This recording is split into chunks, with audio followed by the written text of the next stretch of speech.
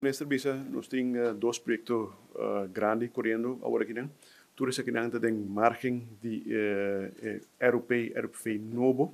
E nesta cabe uma indicação também que o terreno não arriba superfície horizontal vlak, está virando menos.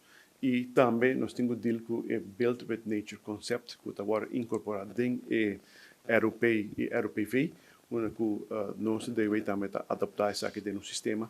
E para isso aí também, isso aí que nós temos que estimular o hoogbouw.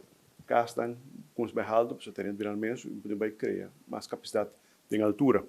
Isso aí que nós temos dois projetos correndo, é prijsvraag Eagle, que está correndo, nós temos um documento de prijsvraag, poner mercado, nós temos 27 companhias a cumprir o documento aqui, que está interessado.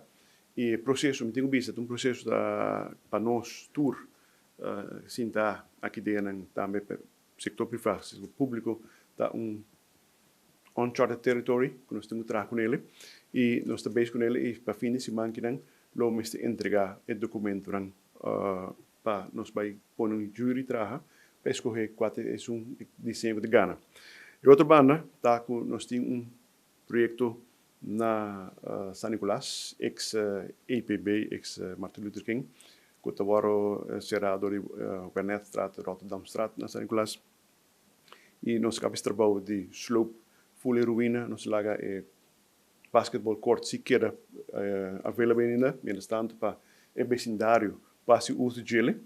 De quadros aí, de ideia assim com a ADIA, e busca partnership com a ADIA para não por get on board de projeto aqui, onde não vai design community que tem hoogbouw em ele, especificar na grupo que está registrado na DEP para um terreno e o projeto aqui, a community novo aqui, mas tem suas amenities de forma de gym, walking path rond ele, combinação com a natureza, parte verde, hoogbouw, speels, zwembad se eventualmente para fazer natação em ele e não somente para a comunidade aqui, mas também serve o vecindário de ele para o uso dele.